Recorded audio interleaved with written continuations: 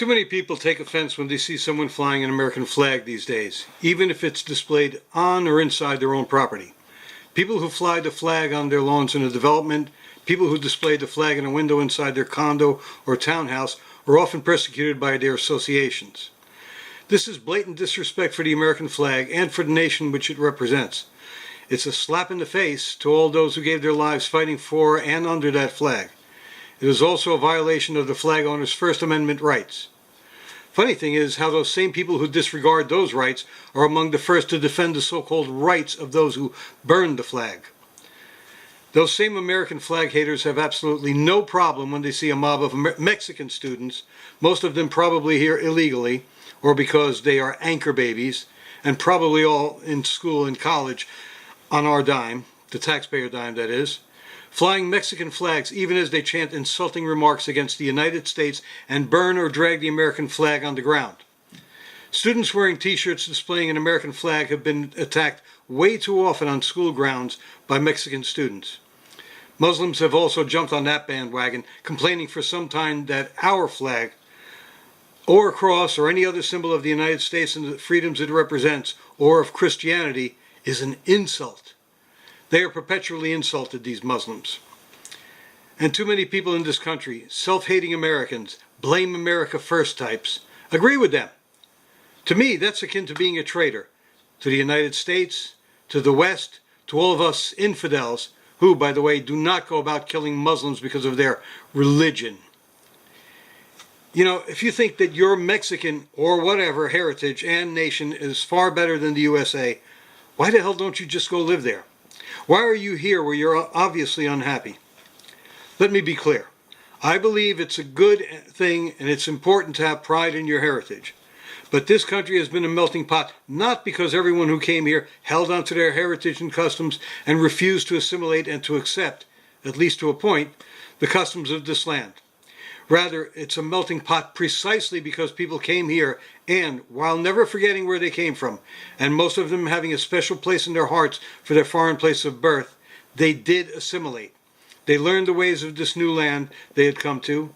They learned the language in most cases, at least enough to be able to communicate, because that was the only way they could actually improve their lot further.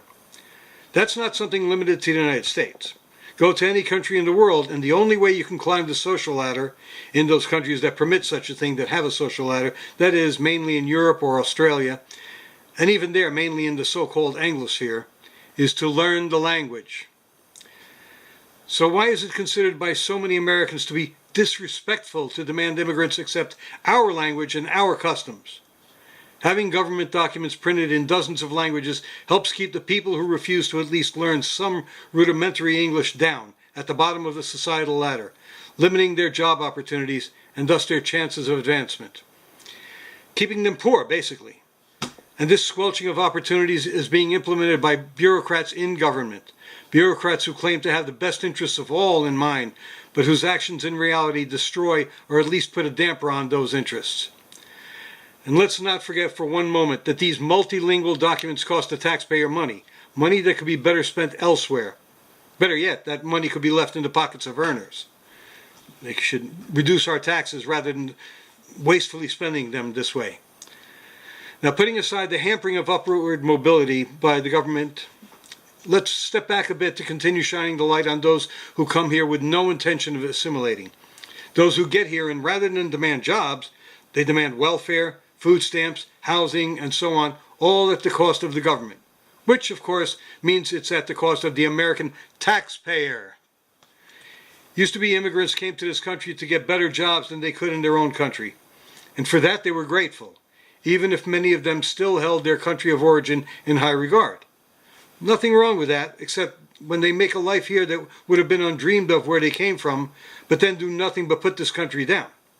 Not enough vacation time, too many hours spent working, not enough leisure time as compared to where they came from, which is probably because they were unemployed. Which may be true in some cases, though. But these are also the reasons why the standard of living they achieve here, the money they make here, is usually greater than they would have enjoyed had they never left their country of birth. This is the epitome of biting the hand that feeds you. Can you say hypocrisy? I could go deeper into what I've simply touched upon here, but unfortunately these days the average attention span of too many people is too short to expect them to give anyone, even me, more than a few short minutes of their time. So, see you again soon with another rant. Oh, by the way, I purposely wore a shirt with a red, white, and blue in it. USA! USA! USA!